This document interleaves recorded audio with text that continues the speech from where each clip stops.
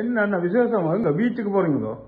ஏன்டா இப்ப பீச்சுக்கு போவான் 29ஆம் தேதி தான் எங்கட தமிழ் பள்ளிக்கூடத்தாடி எல்லாம் இந்த பெரிய அபூலகாலமா எல்லாம் விளையாட்டு போட்டிகளும் வச்சு பொலியால வச்சு எல்லாம் இந்த கொத்துகள் இதுகள் கண்ட சாப்பாடு எல்லாம் பொலியால செய்யறாங்க.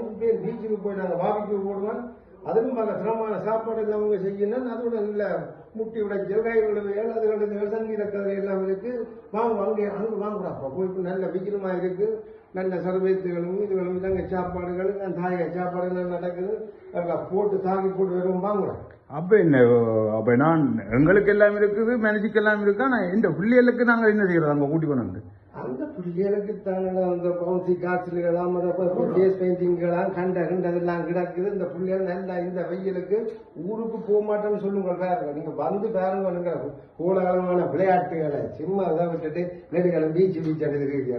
வாங்க 29ஆம் தேதி 6ஆம் மாதம் அடுத்த ஞாயிற்றுக்கிழமை அப்ப பாருங்க விளையாட்டு புரோலியிலே செய்யாத அளவுக்கு நாங்க செய்து காட்டுறோம். வந்து பாருங்க. அப்ப சிறு பிள்ளையிலிருந்து பெரிய உள்ள மட்டும் எல்லாரும் சந்தோஷமா எங்க ஒண்ணலாம்ன்றீங்க. தம்பி சின்ன குழந்தையிலிருந்து குடு ஆட்சி அப்புமாருக்கு எல்லாம் விளையாட்டு இருக்காங்க.